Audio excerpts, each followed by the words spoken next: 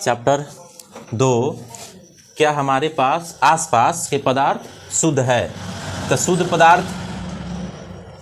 पदार्थ क्या होता है?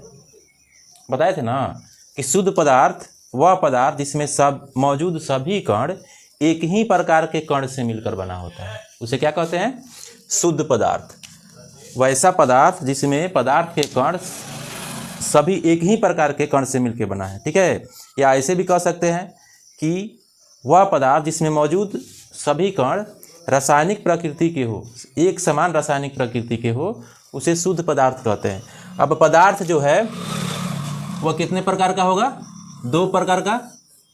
एक होगा शुद्ध और एक होगा शुद्ध और मिश्रण। मिश्रण मतलब अशुद्ध, मिश्रण क्या होगा? अशुद्ध होगा। तो शुद्ध पदार्थ और मिश्रण पदार्थ।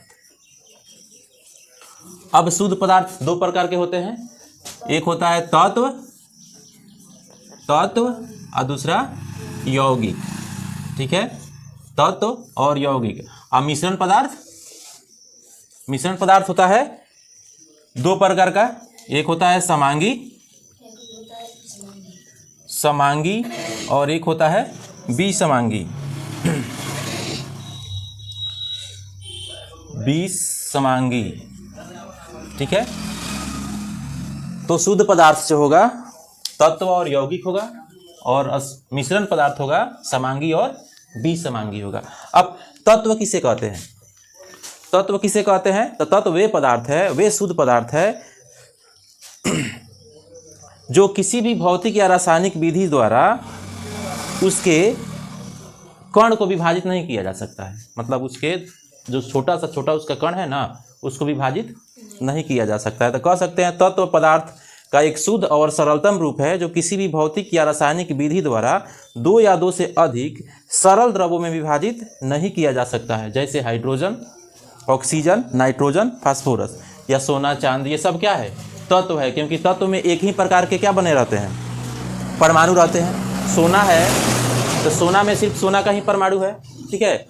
और तत्व की श्रेणी में धातु आते हैं, अधातु आते हैं और उपधातु भी आते हैं। तत्व की श्रेणी में कौन कौन आते हैं? धातु, अधातु और उपधातु। अब तत्व को 3 भाग में बांट दिया गया है। तत्व को कितना भाग में बांटा गया है? 3 भाग में बांटा गया है। एक बांटा गया धातु, दूसरा अधातु और तीसरा है उपधातु। क्या? उपधातु। तो तत्व को कितने भाग में बांटा गया? 3, धातु, अधातु और उपधातु। और धातु जो होते हैं, इसके धातु के गुण, अधातु के गुण, उपधातु के गुण कुछ होंगे ना, तब ना बांटा गया है। जब गुण अलग अलग होगा तब बांटा गया है। तो धातुओं के गुण जो होते हैं वो धातु चमकीले होते हैं। कैसे होते हैं? चमकीली होती है। धातु कैसे होते हैं? धातु ताप और विद्युत के सुचालक होते हैं। मतलब जो भी मेटल्स है, they are good conductor of heat and electricity. मतलब ताप और विद्युत के क्या होते हैं? सुचालक होते हैं। मतलब उससे ताप और विद्युत पास करके जाता है। दूसरा है धातु जो होते हैं आघातवर्ध होते हैं। आघातवर्ध और तन्य होते हैं। आघातवर्ध का मतलब उसको पीट के हम क्या कर सकते हैं? चौड़ा बना सकते हैं। और तन्यता मतलब धातु की गुण तन्यता भी होती है। मतलब उसको हम क्या कर सकते हैं? तार, उसका पतला से पतला तार बना सकते हैं। उसके बाद अधातु के गुण जो होते हैं वो अधातु चमकीली नहीं होती है। ये ताप और विद्युत का कुचालक होता है। जैसे मान लो कि बेंच है, लकड़ी है, ईंट है, ये सब अधातु है ना, तो ये विद्युत का और ताप का कुचालक होती है। मतलब विद्युत इसमें से पास होकर नहीं जाती है, करंट पास नहीं करेगा।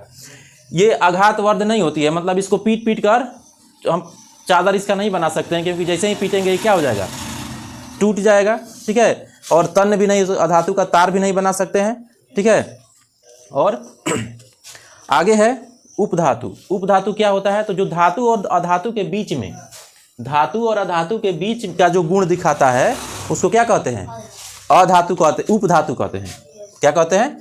उपधातु। मतलब कुछ इसमें धातु का गुण होगा और कुछ उपधातु का गुण होगा। तो बीच का है, इसीलिए इसको क्या कहते हैं? उपधातु कहते हैं। जैसे बोरोन है, सिलिकॉन है, ठीक है, जर्मेनियम है। ये ज़्यादा सेमीकंडक्टर, इसको मतलब इसका उपयोग है ना अर्धचालक के रूप में किया जाता है। ज़्यादातर जितना मशीन होता है उसमें उपधातु का बहुत सारा यूज किया जाता है सेमीकंडक्टर के रूप में। ये भी क्या होता है, ताप जब इसका बढ़ जाता है तो धातु के जैसा काम करने लगता है, ठीक है, लेकिन ऐसे रहेगा तो उपधातु जैसा काम करेगा मतलब। आगे है यौगिक। यौगिक जो होता है, यौगिक क्या होता है, तो यौगिक दो या दो से अधिक तत्वों के मेल से एक निश्चित अनुपात में रासायनिक प्रक्रिया के द्वारा बनता है। यौगिक कैसे बनता है, यौगिक दो या दो से अधिक पदार्थों को एक निश्चित अनुपात में रासायनिक प्रक्रिया द्वारा जब मिलाते हैं तो क्या बनता है, यौगिक बनता है। ये भी कैसा पदार्थ होते हैं, शुद्ध की अशुद्ध, ये भी होता है पदार्थ शुद्ध होता है। जैसे कार्बन डाइऑक्साइड, जल, पानी, ठीक है, ये सब क्या है, यौगिक है, ठीक है। अब यौगिक के गुण भी कुछ होते हैं कि यौगिक के अवयवी तत्वों को किसी भी यांत्रिक या भौतिक विधि से हम अलग नहीं कर सकते। यांत्रिक या भौतिक विधि का मतलब हम ऐसे कोई मशीन से सिंपली इसको अलग नहीं कर सकते। जैसे कहेंगे कि जल से कार्बन ऑक्सीजन और हाइड्रोजन निकाल देने के लिए तो हम कोई ऐसा गति उसमें करा के निकाल सकते हैं, नहीं ना निकाल सकते हैं, तो इतना आसान नहीं है उसको निकालना। यौगिक के गुण उसके अवयवी गुणों से बिल्कुल भिन्न होते हैं, क्योंकि ये जल बना है, इसमें हाइड्रोजन है और ऑक्सीजन है। तो हाइड्रोजन होता है गैस होता है ऑक्सीजन भी गैस होता है, लेकिन इससे यौगिक बन गया कौन, जल, पानी, वाटर। तो ये सब गैस होता है और ये होता है लिक्विड, मतलब द्रव होता है, ठीक है। तो यौगिक जो बनता है वो अपने अवयवी मतलब जिससे वो मिल के बना है उसके गुण से बिल्कुल अलग होता है, ठीक है। आगे है किसी यौगिक के बनने में ऊष्मा या प्रकाश का शोषण होता है या अवशोषण होता है। मतलब यौगिक बनेगा तो बहुत सारा यौगिक क्या करेगा, ऊष्मा को लेगा, और बहुत सारा बनेगा तो ऊष्मा को छोड़ेगा, ठीक है। इसीलिए बताए थे, याद करो फर्स्ट चैप्टर में ऊष्मा क्षेपी और ऊष्मा शोषी अभिक्रिया इसे बताए थे। उसके बाद यौगिक जो होते हैं इनके द्रवनांक और क्वथनांक। द्रवनांक मतलब जिस ताप पर ये द्रव में बदल जाए, और क्वथनांक जिस ताप पे ये गैस में बदल जाए। तो इनका ताप भी क्या होता है, निश्चित होता है, ठीक है। यौगिक एक समांग पदार्थ है। समांग मतलब ये यौगिक जो होता है वह एक ही टाइप का दिखेगा। मतलब वाटर है, अब पानी है, पानी में तुमको हाइड्रोजन और ऑक्सीजन अलग अलग नहीं ना दिखेगा। तो यहीं यौगिक जो होता है वह समांग मिश्रण होता है, समांग पदार्थ होता है। यौगिकों के संगठन गुण सर्वदा एक समान रहते हैं। मतलब इसका गुण जो होता है वो सभी जगह क्या होता है, एक जैसा रहता है। तो ये हो गया तत्व और यौगिक में कुछ डिफरेंस, ठीक है। तो सब तत्व और यौगिक हो गया। तो अब इसमें अंतर पूछा जाएगा। तो अंतर तो बता सकते हो कि तत्व वह पदार्थ है जो एक ही प्रकार के परमाणु से बना होता है, जबकि यौगिक दो या दो से अधिक तत्वों के मेल से बना होता है। तत्व के सिर्फ एक ही पदार्थ का बना होता है, लेकिन यौगिक अधिक पदार्थों का बना होता है। तत्व के गुण भौतिक और रासायनिक गुण भिन्न होते हैं, जबकि यौगिकों के भौतिक और रासायनिक गुण तत्वों से भिन्न होते हैं। तो ऐसे इसको कुछ पॉइंट याद कर लेना। चलो आगे चलते हैं। अब आते हैं मिश्रण पे।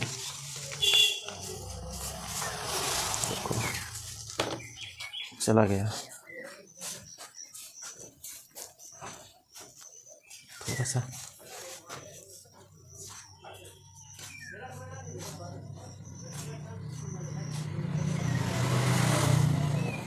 फ्रेश आ रहा है कि नहीं, फ्रेश आ रहा है। चलो इसे ही तो आगे है मिश्रण। मिश्रण वह पदार्थ है जो दो या दो से अधिक तत्वों या यौगिकों को किसी भी अनुपात में मिला देने से बनता है। मिश्रण को जो है वह किसी भी अनुपात में मिला देते हैं। मतलब इसे यौगिक जैसा नहीं है कि एक निश्चित अनुपात में मिलाएंगे, कोई भी अमाउंट कितना भी मिला दो तो क्या बन जाता है, मिश्रण बन जाता है। और ये है कि किसी में किसी को मिला सकते हैं। मिश्रण में हम किसी में मिला सकते हैं, और इसके जो अवयव होंगे, जैसे मान लो कि मिश्रण हम बना लिए, बालुआ एथी को, पत्थर को अगर एक साथ मिला दिए तो मिश्रण बन गया। तो इसको हम यांत्रिक विधि से भी अलग कर सकते हैं, मतलब मैनुअली अपने हाथ से भी चुन के अलग कर सकते हैं। या फिर पानी में नमक मिला के घोल बना दिए तो इसको भी हम आसानी से निकाल सकते हैं। कैसे करना होगा, मान लो कि पानी और नमक घुल गया तो हम दोनों को गर्म कर देंगे, पानी उड़ जाएगा, नमक फिर मच जाएगा। तो इसको हम यांत्रिक विधि द्वारा सरलतम रूप में क्या कर सकते हैं, इसको निकाल सकते हैं। तो मिश्रण जो होता है वह शुद्ध पदार्थ होता है कि अशुद्ध पदार्थ होता है, बोलो, अशुद्ध पदार्थ होता है, ठीक है। तो मिश्रण और यौगिक में अंतर पूछा जाएगा, मिश्रण और यौगिक में अंतर, तो कह सकते हो कि मिश्रण जो है वह दो पदार्थ को किसी भी अनुपात में मिलाने से बनता है, यौगिक जो है वह दो पदार्थों को एक निश्चित अनुपात में मिलाने से बनता है। यह नया पदार्थ नहीं होता है, मतलब मिश्रण बनाएंगे तो कोई नया पदार्थ नहीं बनता है, जबकि यौगिक जो बनता है वो एक नया पदार्थ उसमें बनता है। ठीक है, इसे भौतिक विधि से अलग किया जा सकता है मिश्रण के कणों को, लेकिन यौगिक में भौतिक विधि द्वारा अलग नहीं किया जा सकता है, इसको रासायनिक विधि से अलग किया जा सकता है। इसके में उपस्थित जो पदार्थ के कण होते हैं उनका गुण क्या रहता है, प्रदर्शित होता है, मतलब अपना गुण दिखाते हैं। जैसे मान लो कि नमक और पानी का घोल बना दिए, नमक और पानी का घोल बना दिए, तो इसमें घोल में नमक का भी गुण दिखेगा और पानी का, दोनों का रहेगा ना, ऐसा नहीं ना कि नहीं रहेगा। तो लेकिन यौगिक में पूरी तरह से बदल जाता है, यौगिक में पूरा इनका गुण जो होता है बदल जाता है। इसके बाद इसके संघटकों का नियत अनुपात नहीं होता है, मतलब नमक और पानी का अनुपात नहीं रहेगा कि कितना नमक डाले कितना पानी डाले, ये निश्चित नहीं होता है, जबकि यौगिक में ऐसे होता है। ठीक है, अब मिश्रण के प्रकार में देखेंगे। मिश्रण दो प्रकार के होता है, एक समांगी मिश्रण और एक विषमांगी मिश्रण। याद रखना कि मिश्रण जो है दो टाइप का होगा, एक समांगी और एक विषमांगी। समांगी मिश्रण ऐसा मिश्रण है जिसमें सभी अवयव संपूर्ण मिश्रण में समान रूप से फैल जाते हैं। ठीक है, सभी मिश्रण संपूर्ण मिश्रण में समान रूप से मिल जाते हैं तथा मिश्रण में उपस्थित अवयव समान प्रवस्था में होते हैं। पूरे मिश्रण का संगठन समान होता है। ठीक है, जैसे नमक और जल, मतलब समांगी मिश्रण में मिश्रण जो होगा बनाएंगे उसमें ये नहीं तुमको दिखाई देगा कि हाँ इसमें कौन कौन पदार्थ है, वो अलग से दिखेगा नहीं, पूरा का पूरा एक समान क्या होगा, फैल जाएगा। जैसे नमक और पानी घोल लिख दिए, नमक और पानी का घोल बना दिए। ठीक है, तो नमक और पानी का घोल बनाएंगे तो पानी के एक छोटा से छोटा बूंद भी निकालोगे उसमें भी नमक का जो कण होगा फैला रहेगा ना, वो भी नमकीन रहेगा ना। तो यही है समांगी मिश्रण, मतलब इसके हर भाग में नमक का जो कण होगा हर भाग में अच्छा तरह से फैला है, तभी ना एक उसमें सुई से भी डुबोगे और उस सुई में जितना भी पानी लगा है उसको टेस्ट करोगे तो भी नमकीन लगेगा ना, क्योंकि नमक जो है पूरा समान रूप से वो मिश्रण में फैल गया है, घोल में फैल गया है। तो इसको कहते हैं समांगी मिश्रण। तो समांगी मिश्रण का अगर एग्जाम्पल पूछा जाएगा तो बता सकते हो ना कि नमक और पानी का घोल, नींबू और पानी का घोल, ये सब क्या होगा, समांगी मिश्रण होगा। ठीक है, आगे है विषमांगी मिश्रण। ऐसा मिश्रण जिसमें सभी अवयव संपूर्ण मिश्रण में समान रूप से उपस्थित। विषमांगी मिश्रण ऐसा मिश्रण जिसमें सभी अवयव संपूर्ण मिश्रण में समान रूप से उपस्थित नहीं होते हैं। उसमें समान रूप से उपस्थित थे और इसमें समान रूप से उपस्थित नहीं होते हैं। ठीक है, इन्हें विषमांगी मिश्रण कहते हैं और इनकी संरचना जो होती है वह समान रूप की नहीं होती है। ठीक है, जैसे लोहे के बुरादे और बालू का मिश्रण, मतलब ये विषमांगी मिश्रण जो है वह इसका जब पदार्थ का एक साथ मिलाएंगे तो पूरा एक बराबर ये नहीं फैलेगा। ठीक है, जैसे हम लिखेंगे लोहा का बुरादा और प्लस बालू। अब हम कितना भी इसको मिला ले लेकिन ये जो है एक समान नहीं रहेगा, तुमको लोहा का कण अलग दिखेगा, बालू का कण अलग दिखेगा, ऐसा नहीं है कि ना एक में हो जाएगा। तो ये जो है विषमांगी मिश्रण होता है, मतलब दोनों पदार्थ के कण जो है हमको दिखते रहेंगे, समान रूप से नहीं होंगे। कहीं से उठाएंगे तो देखेंगे कहीं पे कण ज़्यादा है, कहीं पे कण कम है। तो ये जो है विषमांगी मिश्रण है। उसके बाद अब मिश्रण को उनके अवयवों के बनावट और आकार के अनुसार निम्नलिखित 3 भागों में बांटा गया है। मिश्रण को कितना भाग में बांटा गया है, बनावट और आकार के अनुसार इसको 3 भाग में बांटा गया है। एक है विलयन, मिश्रण को आगे 3 भाग में बांटा गया है, इसको मिटा देते हैं। 3 भाग में कौन कौन बांटा गया है मिश्रण को, तो मिश्रण को बांटा गया है विलयन में, विलयन, दूसरा है निलंबन, निलंबन, और तीसरा है कोलाइडल, कोलाइडल विलयन। ठीक है, ये 3 भाग में मिश्रण को उसके बनावट और संगठन के हिसाब से बांट दिया गया है। अवयव के बनावट के हिसाब से 3 भाग में बांटा गया है। विलयन जो होता है, विलयन मतलब जिसको हम सॉल्यूशन कहते हैं, ये क्या होता है? दो या दो से अधिक पदार्थों का एक समांगी मिश्रण होता है। मतलब घोल जब बनाते हैं तो ऐसा इसमें नहीं दिखता है कि हाँ इसमें कौन कौन चीज़ डाले हैं, उसके कण हमको आसानी से नहीं दिखता है, तो इसको विलयन कहते हैं। तो विलयन का परिभाषा दे सकते हो कि विलयन क्या है? कि विलयन वह है जो दो या दो से अधिक पदार्थों का समांगी मिश्रण होता है। जैसे पानी और चीनी का घोल बना लिए, विलयन हो गया। अब विलयन में विलयन कई प्रकार का होगा? 3 अवस्था में होगा। विलयन बनेगा तो 3 अवस्था में होगा। एक ऐसा विलयन बना दिए ठोस में, ठोस विलयन है, ठीक है, ठोस विलयन बना लिए। एक बना दिए द्रव विलयन और एक बना दिए गैस विलयन, ठीक है।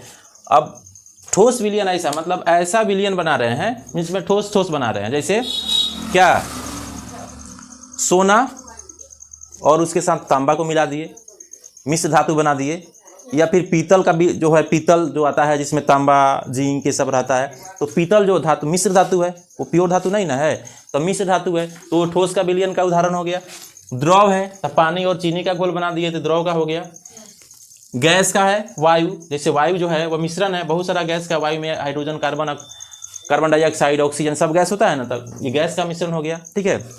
अब विलयन के घटक, विलयन में 2 घटक होते हैं, कौन कौन? एक होता है विलायक, क्या होता है? और दूसरा होता है विलेय। विलयन के कितना घटक होता है? 2 घटक होता है, एक होता है विलायक, दूसरा होता है विलेय। अब विलायक किसे कहते हैं? मतलब विलयन कहेंगे, हम विलयन कहेंगे तो विलयन बराबर तो विलायक अब प्लस विलेय, 2 चीज से मिलके बना है ना विलयन। तो विलयन में 2 घटक होता है, विलेय और विलायक। अब विलेय किसे कहते हैं, विलायक किसे कहते हैं? विलाय को अंग्रेजी में सॉल्वेंट कहते हैं और विलेय को सोल्यूट कहते हैं, ठीक है। तो विलायक वह घटक है जो विलयन में अधिक मात्रा में रहता है। पहचानने का कैसे पहचानोगे कि विलायक कौन है, विलेय कौन है? तो विलायक है जो विलयन में अधिक मात्रा में रहेगा, ठीक है, और ये विलेय को अपने में घुला लेगा। अपने में क्या करेगा? घुला लेगा। दूसरे शब्दों में कह सकते हैं कि जो अधिक मात्रा में होगा वो विलायक है और जो कम मात्रा में होगा वो विलेय है, ठीक है। जो अधिक मात्रा में होगा वो विलेय है और जो कम मात्रा में होगा विलायक है। विलेय है जो अधिक मात्रा में, विलायक और जो कम मात्रा में विलेय, ठीक है। तो विलायक क्या करता है? पदार्थ को अपने में घुला लेता है, और विलेय क्या होता है? वो विलायक में घुल जाता है, ठीक है। जैसे हम कहेंगे नमक और पानी, नमक और पानी का सॉल्यूशन बना दिए, बताओ विलायक कौन है, विलेय कौन है? कौन घुला लेगा, कौन घुलेगा, कौन घुला लेगा? नमक घुलेगा तो नमक हो गया विलेय, अब पानी घुला लेगा तो ये हो गया विलायक, क्योंकि नमक पानी के घोल में ज़्यादा मात्रा में कौन रहेगा? पानी, कम मात्रा में विलेय मतलब नमक। समझ में आया? उसके बाद विलयन के आधार, विलयन में जो विलेय पदार्थ होते हैं उसके आधार पर हम देखेंगे कि विलयन के प्रकार कितना होता है, ठीक है। विलयन के प्रकार,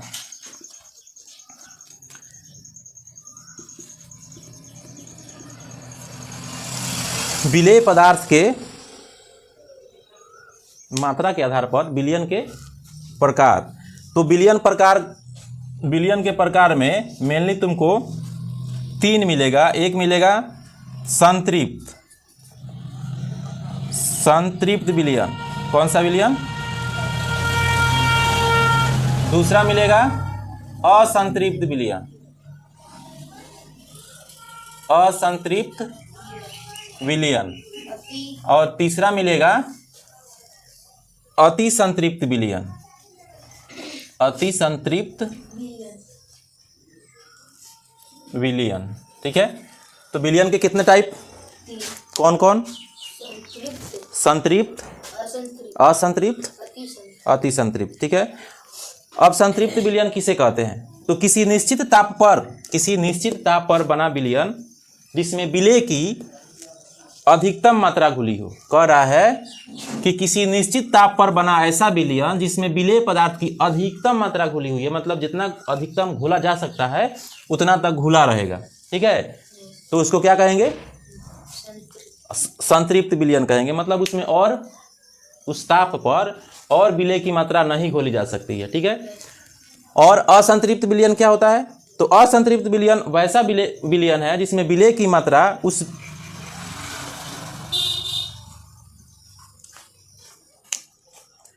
विलेय की और अधिक मात्रा क्या होता है? घोला जा सका है। मतलब जिस विलयन में विलेय की मात्रा और अधिक घोली जा सकती है उसको क्या कहेंगे? असंतृप्त विलयन। ठीक है, तीसरा है अति संतृप्त विलयन। कौन सा विलयन? हाँ, अति संतृप्त विलयन। तो वह संतृप्त विलयन जिसमें विलेय की मात्रा उस विलयन को संतृप्त करने के लिए आवश्यक विलयन की मात्रा से अधिक घुली हुई हो। मतलब ये संतृप्त विलयन है। ठीक है, इसमें और भी विलेय की मात्रा क्या की है? घुला दिए। इसका दाब बदल के इसको इतना घुला दिए, मतलब संतृप्त विलयन है लेकिन उससे भी अधिक उसमें विलेय की मात्रा जब घुला देते हैं तो इसको बोलते हैं अति संतृप्त। ठीक है, आगे है घुलनशीलता या विलेयता। घुलनशीलता या विलेयता मतलब घुलनशीलता, कौन किसमें घुलेगा।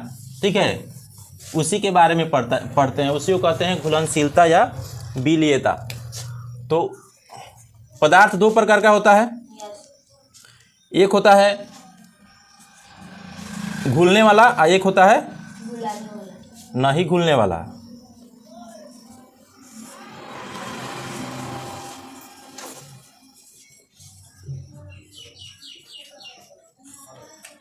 एक होता है जो पानी में घुल जाएगा और एक पदार्थ ऐसा होता है जो पानी में, जैसे पत्थर पानी में घुलेगा, बालू पानी में घुलेगा, नहीं घुलेगा। तो उसी के बारे में पढ़ना है घुलनशीलता, कि विलेय पदार्थ का वह मात्रा जो निश्चित ताप पर एक संतृप्त विलयन में उपस्थित हो, विलयन की घुलनशीलता कहलाती है। ठीक है, आगे है विलयन की सांद्रता। विलयन की सांद्रता, तो विलयन की सांद्रता क्या है? याद रखना है, किसी भी विलयन के इकाई आयतन में किसी भी विलयन के इकाई आयतन में उपस्थित विलेय की मात्रा को